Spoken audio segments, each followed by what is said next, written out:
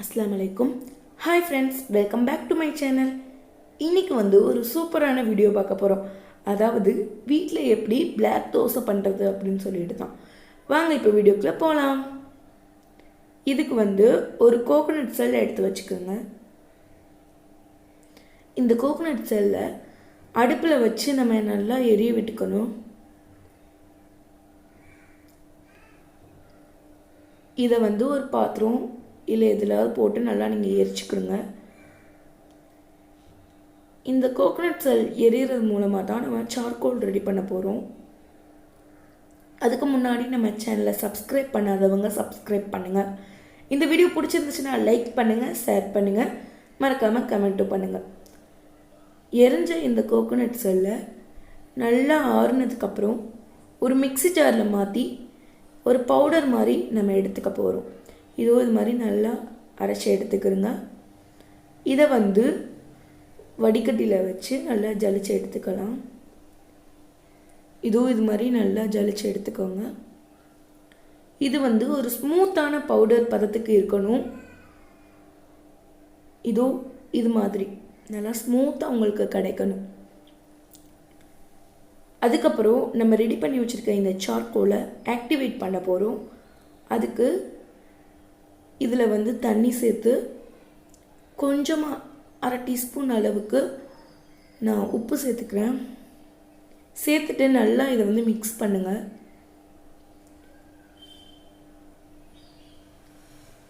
நம்ம ரெடி பண்ணி வச்சிருக்க சார்கோலை ஆக்டிவேட் பண்றதுக்கான மெத்தட் தான் இது. நல்லா இது மாதிரி mix பண்ணிக்கோங்க. இந்த mix பண்ண சார்கோலை நம்ம இன்னைக்கே செய்ய போறது கிடையாது. இது ஒரு நாள் நைட் ஃபுல்லா ஊற வச்சிட்டு காலையில தான் நம்ம செய்ய போறோம். இது மாதிரி நல்லா நீங்க mix பண்ணிக்கோங்க.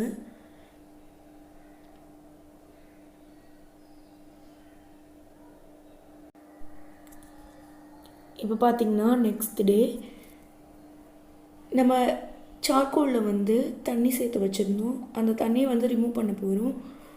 ஏனா அந்த தண்ணிக்கு மேலே பாத்தீங்கன்னா தேவையில்லாத தூசிலாம் மேலே வந்துரும். சோ அந்த தண்ணி நம்ம ரிமூவ் பண்ணிடலாம். அந்த தண்ணிக்கு கீழே படிஞ்சிருக்க சார்கோல் தான் நமக்கு தேவை. இதோ உங்களுக்கு தெரியுதா?